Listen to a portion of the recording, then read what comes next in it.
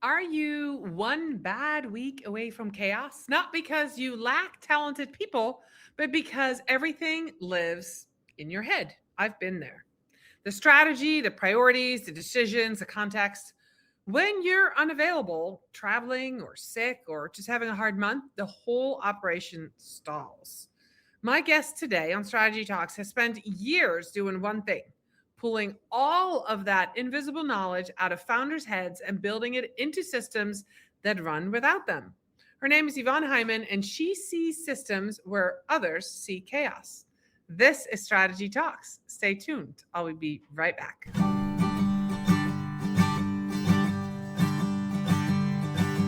Let's strategize together. Let's hear it from an expert. Join the conversation, it's informative and free. You and me, let's talk some strategy.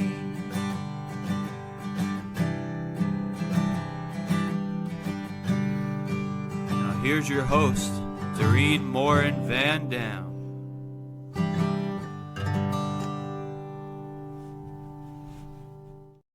Hello, everybody. I'm back with another episode of Strategy Talk. We're live another Tuesday night at 7 o'clock Eastern, 4 p.m. Pacific time. And I'm very excited to be here with my friend Yvonne. Now, before I bring her up on the stage with me and you get to know her as well, I want to welcome all of those who are here on Facebook, watching live, or LinkedIn or YouTube. I want to welcome you. Thank you for being here live. As always, we're here live so you can ask questions and we will answer them. If you listen to Strategy Talks as a podcast and you happen to listen to this episode, I want you to know we appreciate you. Thank you so much for listening. We've gotten quite a few new listeners lately, so I want to make sure that you know you're appreciated. So now I'm going to bring up on the stage with me my friend Yvonne. How are you? Doing well, staying dry. I'm in Texas now, and suddenly I'm in the middle of rain season. So I'm trying to stay dry and not go down under. All right, that's good. And I want to say something. This is really funny. Yvonne is the one guest in 5 years who showed up 10 minutes early on purpose. So this It's is the us. German. It's the German. If you are on time, you're 5 minutes late. I was going to say, between the Dutch and the German, this is how we do it. So we had a really lovely conversation in the green room, and now we're ready to talk about how visibility systems help provide consistency in small teams. And Yvonne, before I even go to any of my questions, I just asked you, are you still doing ClickUp? Because a lot of us that do know you know that's how you really got how you got to be known, really, if we use that word, right? I really think it is. So you're still using that as a tool when you work with your clients, correct? Correct. I am still deep within the ClickUp atmosphere. As you mentioned, it's like I've been doing it.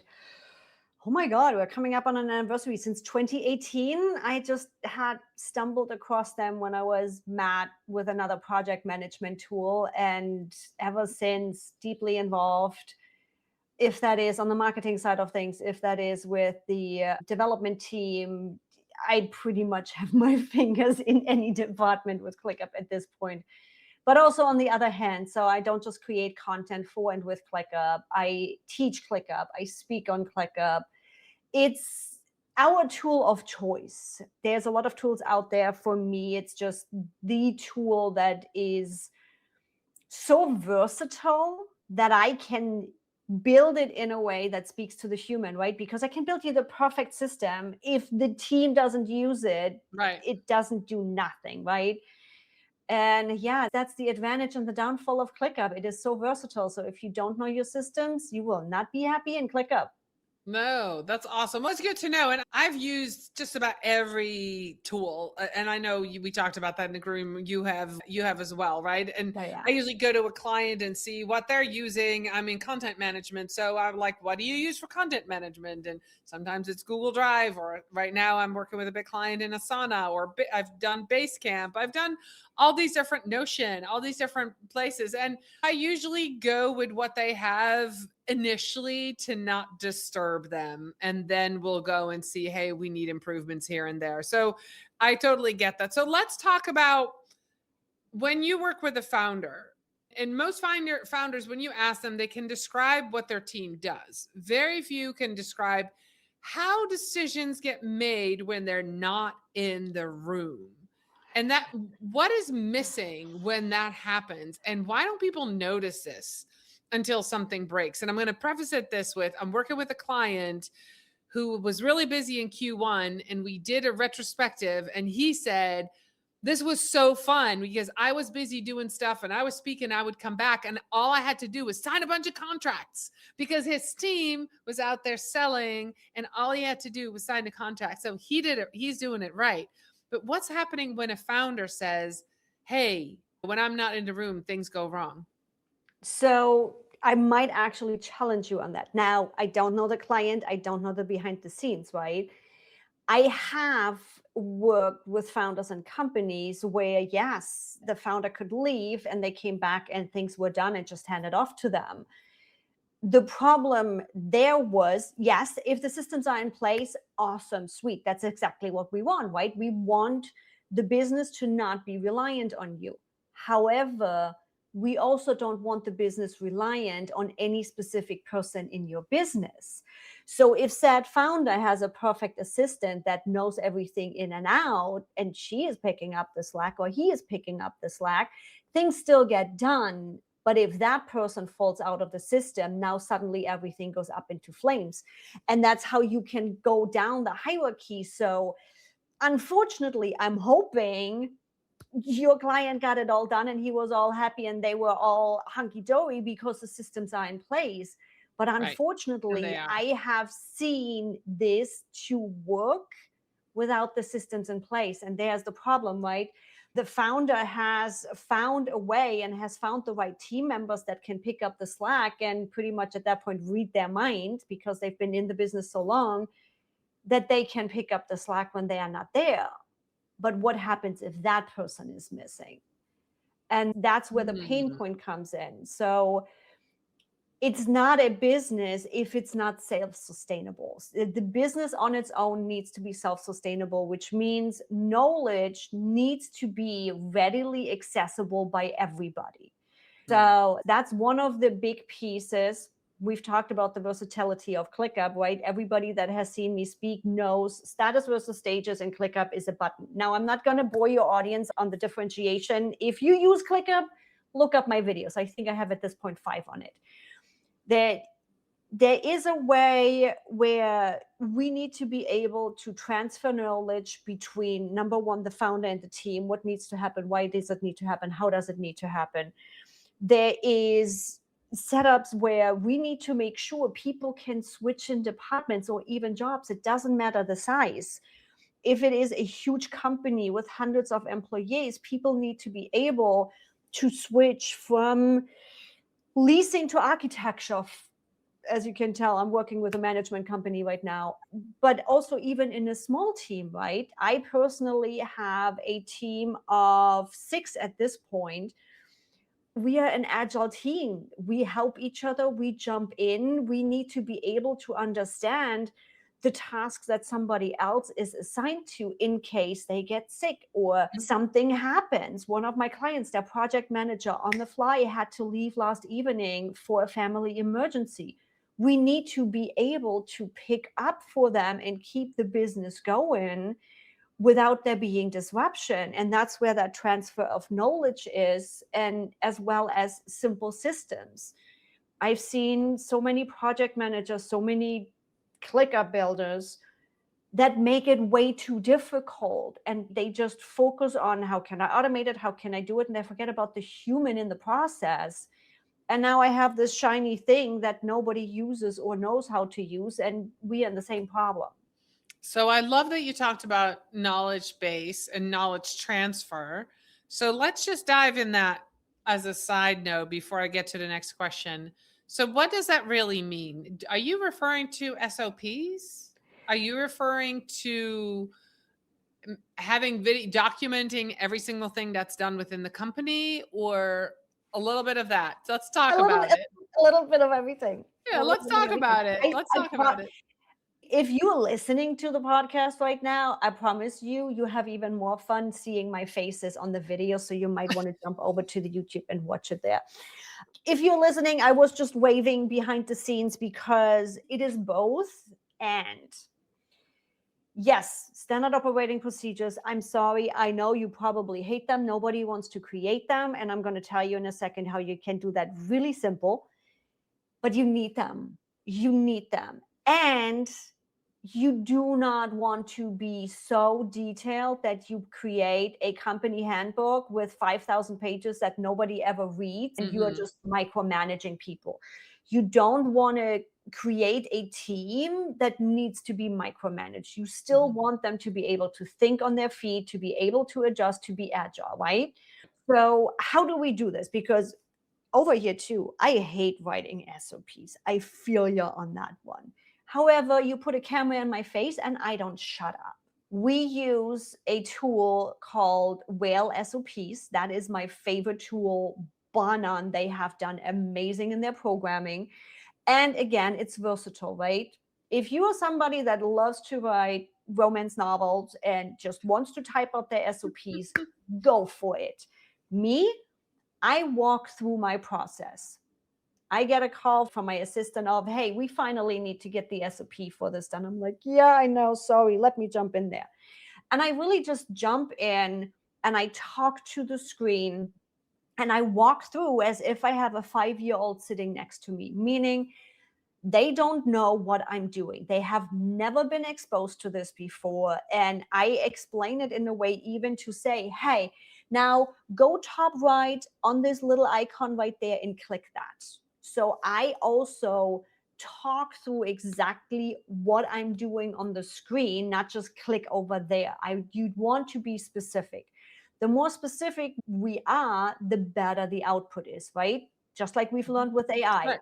Crappy input, crappy output. The more specific we can be, the better it is. And I just talk through exactly the things I'm doing. And if there is something coming up where I'm like, oh yeah, we continuously have a problem here with the tool or in the process, pay attention to this.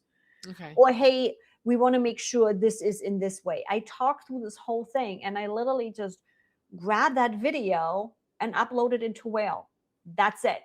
I don't even have to, some tools, right, you need to go through and it takes the screenshots while you are clicking on things and you don't get everything.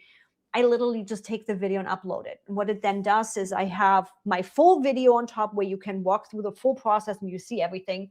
And thank God for 1.5 speed. And then it creates the steps underneath. It pulls the screenshots from it where I'm clicking on things. It gives it a short description. The AI programming behind is amazing. It pulls all of it out and I can just record a video. All right. So can you spell the name of the tool? It's literally like Whale, Whale. WHALE. So when Okay. you Google Whale SOP, you'll find them. Okay, that's fantastic. I think lots of people want this and want a tool like this. I know somebody who needs this.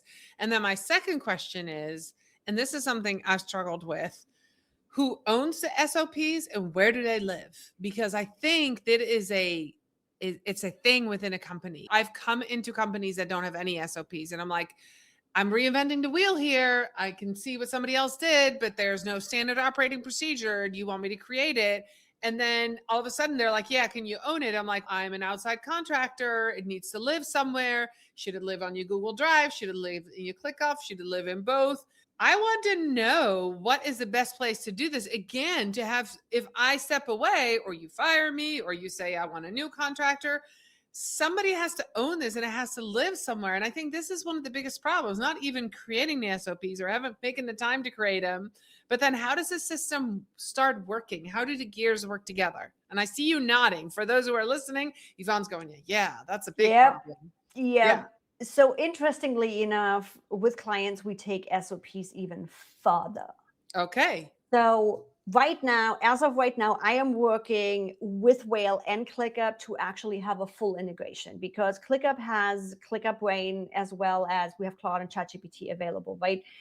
But specifically with ClickUp Brain, it has been programmed to focus on ClickUp itself and the connected tools. Unfortunately, we don't have Whale natively integrated yet. However, Whale has a cute little site thingy app in Chrome to be like, hey, like an extension. Is this the SOP you're looking for? Now we go really hard with the knowledge and the resources when it comes to SOPs, because we also build a lot of automations. We build external automations with Make. We build internal automations in ClickUp. We build AI agents within ClickUp. We write SOPs, we write wikis, we build templates. There is a lot managing there, right? When it goes this big, and I'm preferencing this, you don't have to do all of this. But when it becomes this big and you are talking, you do want to start organizing things like that at the level of 4 to 5 employees, because the time that even and I'm the one building the automation, even I have spent figuring out where the heck I automated something, because it's an automation on top of an automation. The time wasted is not worth it. But what we do is we have an HQ in ClickUp. It's a space specifically for the company that houses a lot of this knowledge.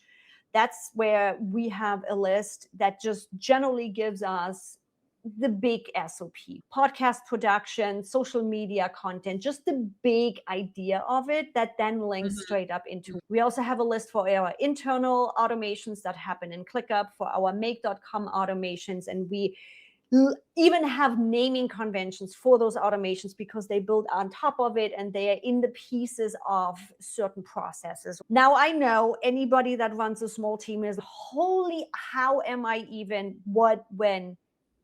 Even in our company, I've been running this company on ClickUp now since 2018. 2026 has been our year of cleaning up our own company. You don't have to do it all right away. You don't have to do it all right now, but pay attention to it. It is really the make or break of you, number one, being able to step away from the business, of your business being able to be self-sufficient. I've lived through losing my husband to cancer and having to put my business on hold for 2 years because I didn't have the resources for somebody else to be able to run my business. Yep. I don't want anybody else to be in a situation to hope for donations, to hope for their landlord not kicking them out and being okay of not paying 2 years worth of rent. We live in the States, right? If your business goes to fail, that's your income. Yeah. Your business has to be self-sufficient. Yeah. So again, you don't have to go as crazy as we go with big clients, but you need to start at least with standard operating procedures. Your processes cannot run in your head only. And not just to be self-sufficient. People assume. It's my favorite example for assumption and what people hear is, think of a color red. Now, if you're watching this live or on video in the recording, you see the live stream on the bottom right, left. Right, yeah. Chances are, because that's the red right in front of you right now, that's the shade of red you are thinking about. But you know what? I love Dorien's lipstick. That's the shade of red I'm thinking about.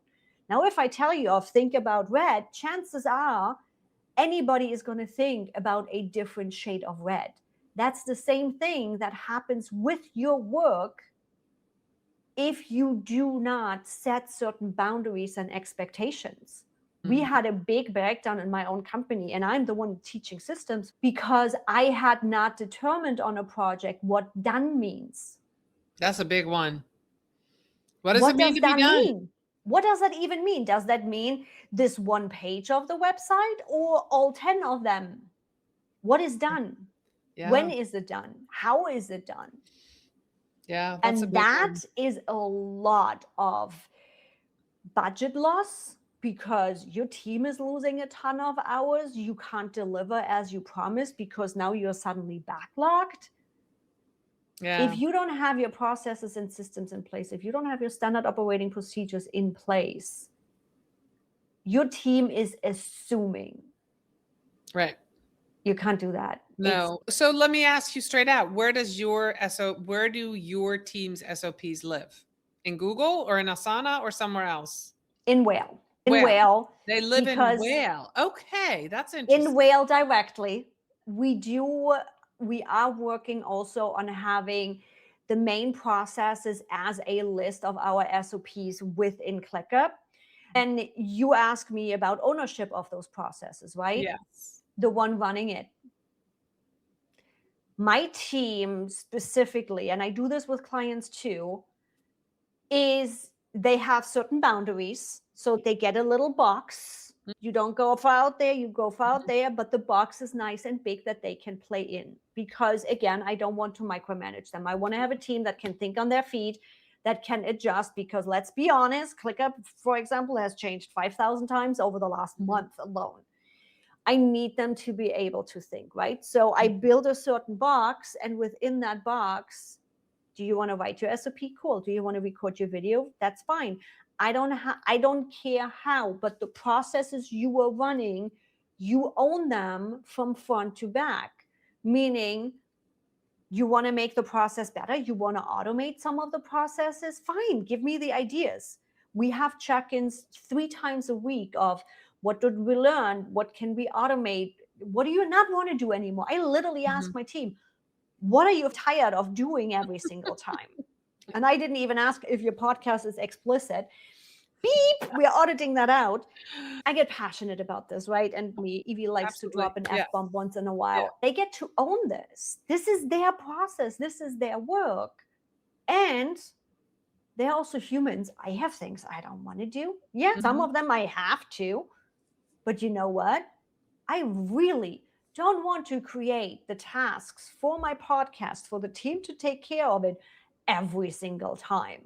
No, that makes sense. No. Assign them, set the due dates based on when I want the episode released. No. You do it. You take care of it. No, I love that. I love that. I have a question, and this is a very practical thing, and you take a drink of water. For somebody who's watching, and this is something that has come up client after client, I usually come in and, content marketing, content strategy. I pull together, hey, we don't have SOPs. We don't have a strategy. We don't have a system. We don't have a right tool. You potentially don't even have the branding assets and a brand book down. Sometimes we do, but I'm trying to connect them all.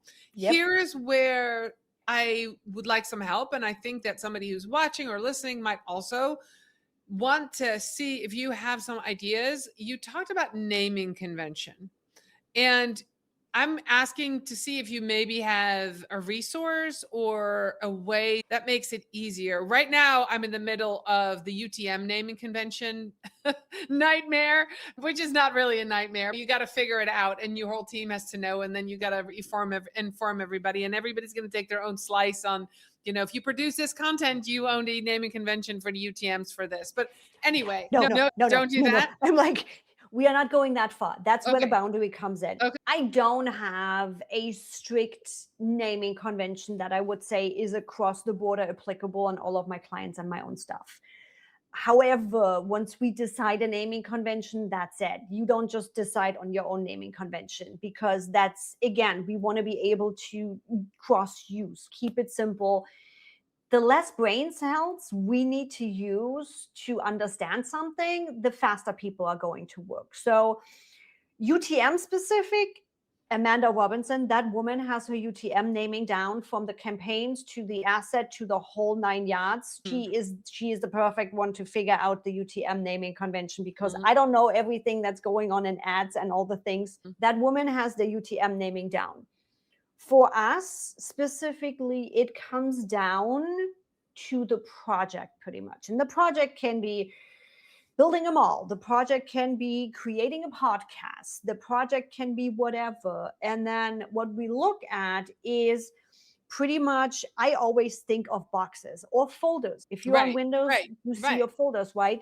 You have the big project of, for example, my podcast. So that's the main podcast. And in our naming convention, specifically for social media content or blog post content or anything, I need to pay attention to SEO, because the chances are that the images are being used on the blog too. And I want to trigger it based on specific keywords, meaning the title of the podcast. So there's a whole bunch of stuff that feeds into specifically when it comes to creating things that are for social media, that are for blog posts, that are anything, right? Because we want to make it really easy to hit those target keywords in the meta description, in the image alt title, and all of those. So what we have done specifically when it comes to content creation is I actually automated the whole thing.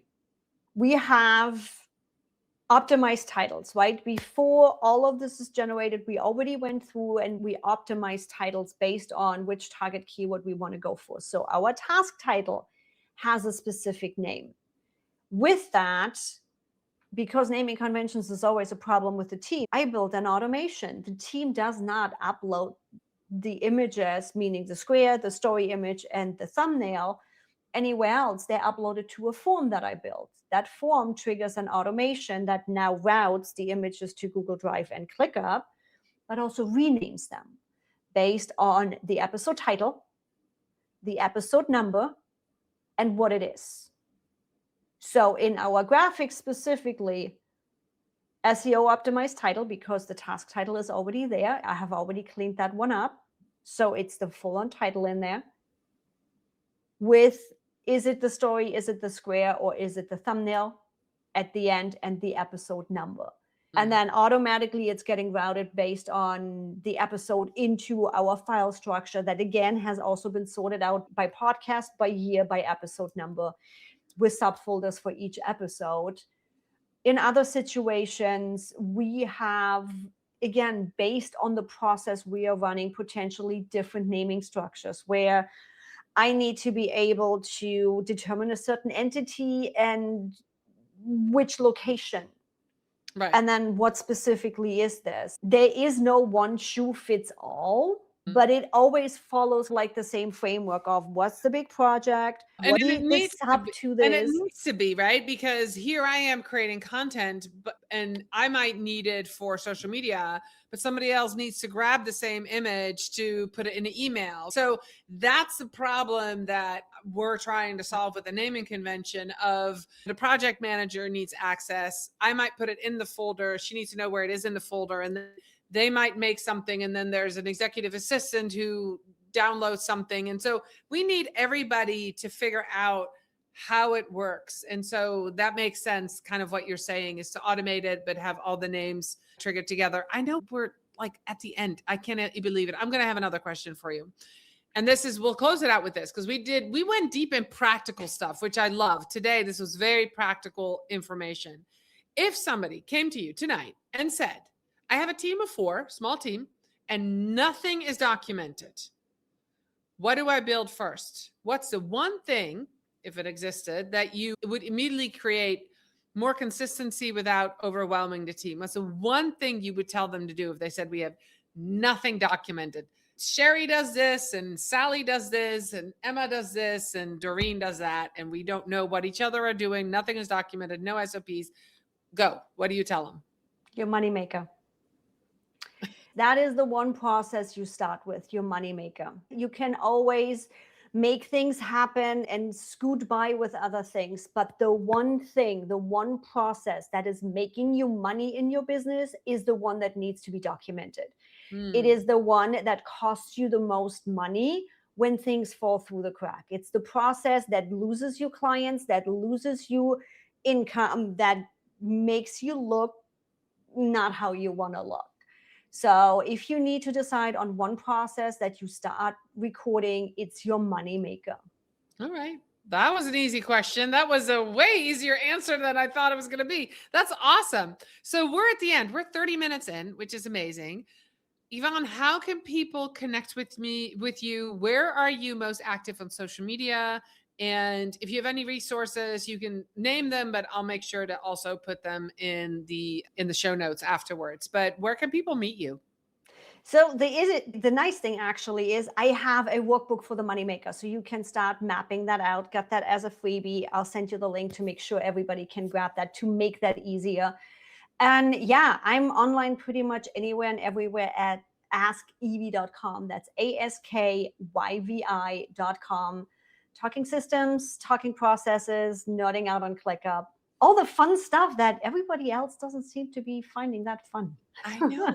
It's just funny how some people Everybody's got a different strength, right? I'm very creative and I used to just really resist systems, but now I love them. And I used to resist having to report on data. And now I'm geeking out on data every day. I go and look on my AI search data and my podcast data. And now I love it. It takes a little while to get used to it. So if you're sitting here and listening or watching and you're like, oh, systems, there's hope, because once you see it and once you get it and you've got somebody explaining it to you and you see the results of you having systems, that's really what you need. You need to see the system working, and then you'll never want to go back. Yvi, thank you so much for being with me tonight. Thank you so much for those of you who are watching and listening. I'll be back next week with another episode of Strategy Talks, and I'll make sure to put all the information in the show notes. Bye, everybody.